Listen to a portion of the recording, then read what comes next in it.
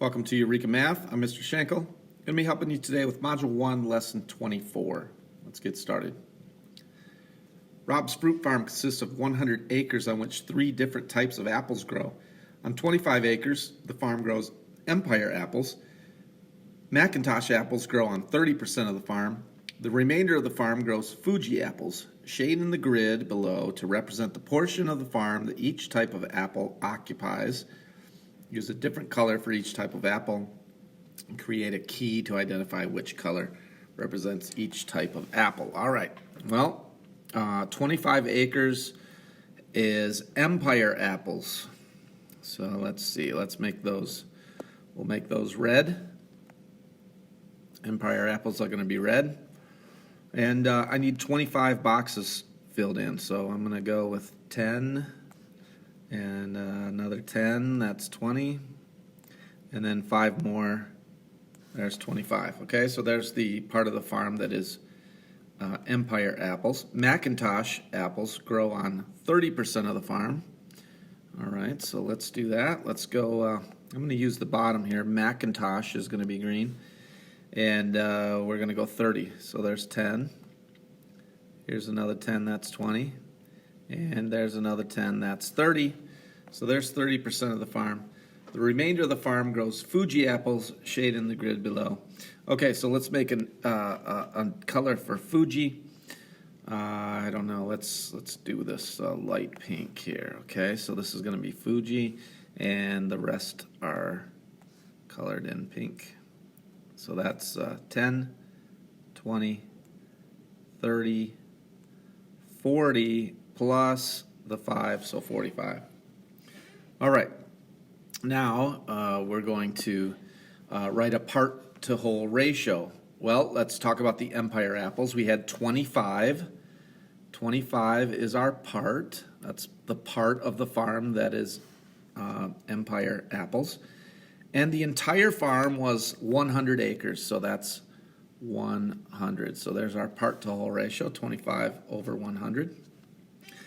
And then I can write that as a percent. So remember, percent means per 100, and that's what our ratio shows us, 25 per 100. So I can write 25 over 100 as 25%, because percent means per 100. Those are equivalent. All right, let's do the Macintosh. The Macintosh was 30 is the part, 100 is the whole, so 30 per 100 means 30%. There's the Macintosh. And then finally, the Fuji, we figured was 45, so that's 45 is the part, out of 100 is the whole, and 45 per 100 means 45%. There we go, exercise 1. All right. Exercise 2. The shaded portion of the grid below represents the portion of a granola bar remaining. What percent does each block of granola bar represent? Well, I can see that it's 0.01, which means 1/100th. That's 1 in the 100th spot. So I know that that's 1 out of 100, and that means 1%. Per 100 means percent. So each block represents 1% of the granola bar. What percent of the granola bar remains? Well, I just count all of these blocks, and I know that every column is worth 10. So that's 10, there's 20, 30, 40, 50, 60, 70, 80. There's 80 1% blocks, so that means that there are 80% of the granola bar remains. What other ways can we represent this percent? Well, 80% means 80 per 100. That's another way. We could write it as a fraction. We could also write it as a decimal, because 80 in the hundredths place would be 80.80, 80 in the hundredths place. So we could write it as a fraction, 80 over 100. We could write it as a decimal, 80 hundredths, or we could write it in percent form. Exercise 3. For each figure shown, represent the gray shaded region as a percent of the whole figure. Write your answer as a decimal, a fraction, and a percent. Okay, so let's start with decimal for part A. So this is figure A. I see 20 shaded out of 100 total. So I'm going to write that as a decimal. 20 hundredths means 20 in the hundredths place. So there's my decimal. And then I need to write that as a fraction. Well, 20 hundredths is, I just read the decimal. That's 20 in the hundredths place. 20 hundredths. All right, and then lastly, as a percent, well, percent means per 100, so 20 per 100 means 20%. There we go. Okay, figure B. Let's go with the dark gray shaded region. We're going to use just this section here. And that's a 5 by 5 grid, so that's 25 out of 100. Okay, so that's 25 hundredths. There's my decimal. 25 hundredths is 25 over 100. There's my fraction. And 25 per 100 means 25%. There we go. All right, last figure, figure C. Well, I've got to count the boxes. So let's see. I've got 10 on the top, 10 on the bottom. That's 20. And let's get these long ones out of here. This is 8, so 28. Here's 6 more, so that's 34. 4 more is 38. And then I have a bunch of 2s, so there's 40, 42, 44, 46, 48. Looks like 48 out of 100. So that's 48 hundredths. 48 over 100 is the fraction, and per 100, 48%. There we go.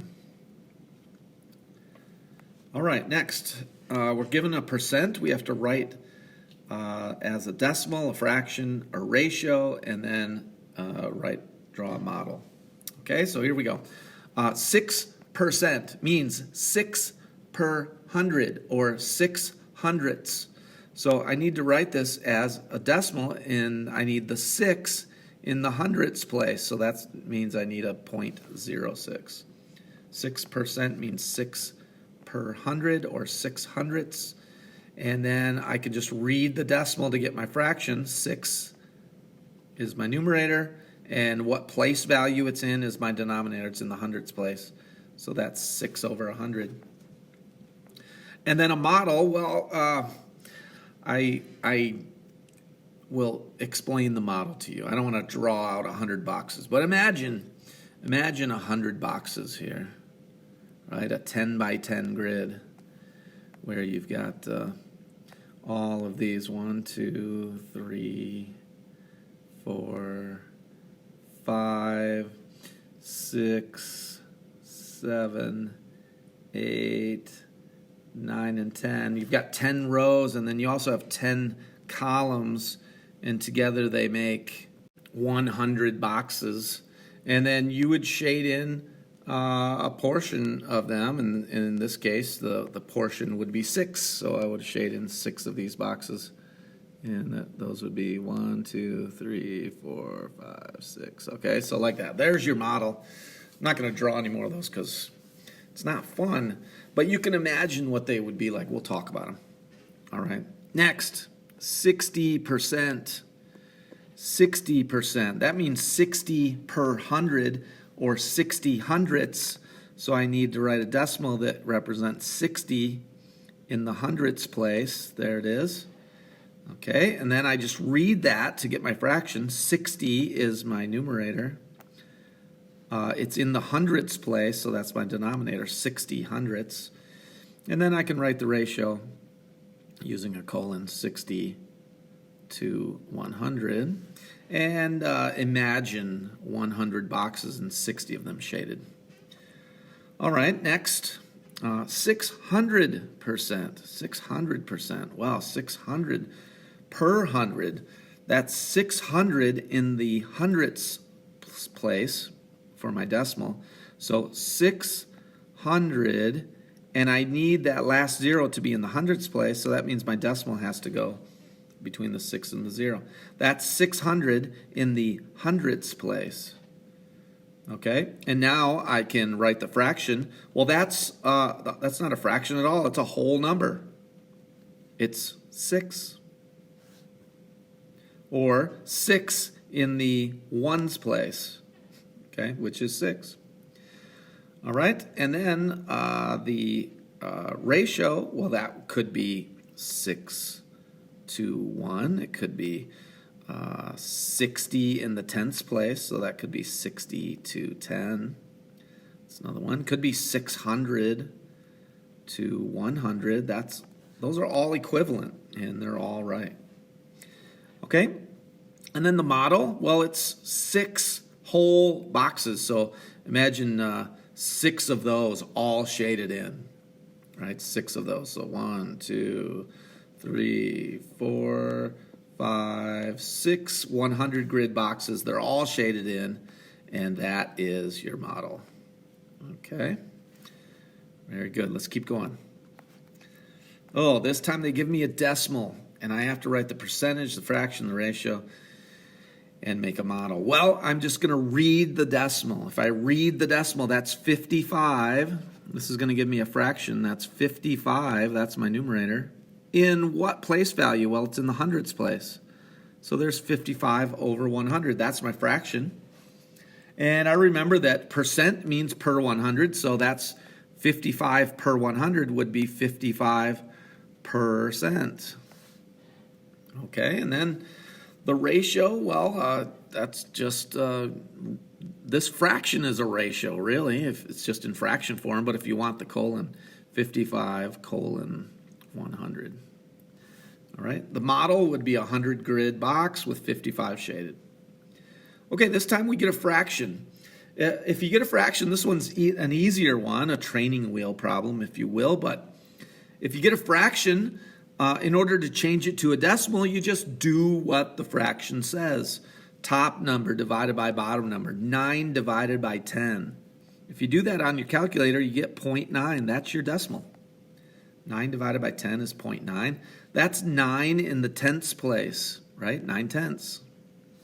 Okay? And then I need percent. Well, percent, remember, means per 100. Right now I don't have 100. I have 9 per 10, 9 in the tenths place, and I have 9 tenths. But couldn't I just do this? Couldn't I add a 0 to make it 90 in the hundredths place? Or couldn't I say 9 tenths is the same as 90 hundredths? Yes, and now I have a percent. Percent means per 100. 90 per 100 is 90%. Okay? Are you getting the idea that percent is just another way to make the race fair? That's all it is. It's just another way to make the race fair. Instead of everything being out of 1, now everything is out of 100 per 100. Okay, so now, let's see, I need a ratio here, so I'm just going to use 9 colon 10, 9 to 10. And what would the model look like? Well, I could do a 10 segment box with 9 of them shaded. I could do a 100 grid box with 90 of them shaded. All of those are the same. All right, lastly, we have a model, and we have to get everything else. So let's find out what this model represents. I see 7 shaded out of 10. So that I see that as a fraction. That's 7 tenths. 7 shaded out of 10, 7 tenths. And 7 tenths, I need that as a decimal, so 7 divided by 10, well, that's 0.7. 7 in the tenths place. That works. I can get the ratio by just writing it with a colon, 7 to 10. Okay, there's a ratio. And then I need a percent. Well, remember, percent means per 100, so none of these are in the hundredths place, so I'm going to make them in the hundredths place. I'm just going to add a 0. That's 70 in the hundredths place, or 70 100ths, 70%. Percent means per 100. And there we go. All right, let's see what else we have today. Mr. Brown shares with the class that 70% of the students got an A on the English vocab quiz. If Mr. Brown has 100 students, create a model to show how many students receive an A on the quiz. Well, my model would be a 100 grid box, and how much of it would be shaded? Well, 70 out of 100, 70%. So I'm just going to kind of sketch that here. It would be around here, and all of this would be shaded. 70 boxes out of 100 would be shaded. What fraction of the students received an A? Well, the fraction would be 70 per 100, because that's what percent means. Percent means per 100. So 70 per 100. Or I could simplify that and say it's 7 out of 10 students received an A. How could you represent that as a decimal? Well, a couple of ways. I could represent the decimal on the first 70 over 100 by making 70 in the hundredths place. Or I could have 7 tenths. I could put 7 in the tenths place. Both of those are equivalent decimals.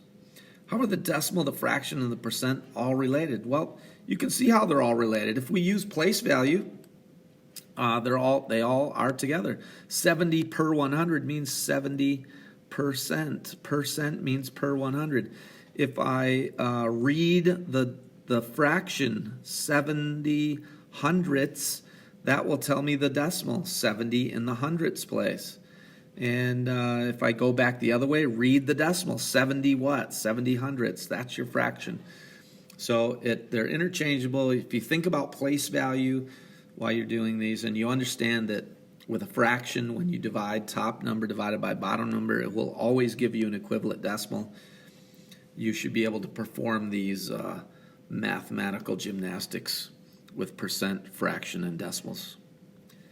All right, last one today, exercise 6. Marty owns a lawn mowing service. His company, which consists of 3 employees, has 100 lawns to mow this week. Use a 10 by 10 grid to model how the work could have been distributed between the 3 employees.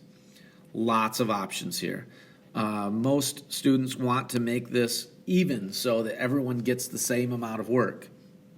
That's great, except we have one problem. Let's think about what would happen if that were the case. Let's see. I would take 100 and divide it by 3, and I get 33.3. Well, here's 10, 20, and 30, and then 3, but then there's a little bit extra, and I'm going to save that for the end, and we'll see what happens. This is employee 1 is the pink color. And then let's go to employee 2. This will be maroon. And let's get another 33. So let's go here. Let's give them 3 here. And then another 10, 20, 30, 33. Okay, so that employee has 33. And then one more. Let's give this one to employee 3 is green. 10, 20, 30, and 3 for that person. And you can see that there's one segment left, and that's got to go to everyone. Everyone has to share that. So I'd have to split this 3 ways, and each person would get one of those. But how do you split 1 3 ways? 1 divided by 3 is 0.33333 repeating. It'll go on forever. So it's going to be really tough for me to say exactly how much because of decimals. But if I say 1/3, 33 and 1/3, I can do that with a fraction. But the decimals are going to be a problem. All right. If we were to do this, it would look like this. The percent would be 33.3 repeating percent. The fraction would be 1/3. Everyone gets 1 of 3 equal segments. And the decimal would be 0.3 repeating. That 3 is going to go forever. Fractions are great in this case. Fractions are always great, as a matter of fact. Decimals and percentages, we sometimes have to round them off, because we can't just spend our lives writing down decimals that don't end. So every single person would get exactly the same amount, 33.3 repeating percent, 1/3, and 0.3 repeating as a decimal. An easier way to do this might be 20% for worker 1. What if I gave 20% to worker 1? What if I gave, what if I gave 50% to worker 2? And 20% for 1, 50% for 2. That's a total of 70%, and then I could give the other 30% to worker 3. And when employee 2 complained, I'd say, if you don't like it, you can quit. Okay, that's it. That is lesson 24. Hope that helps. I'll see you again next time.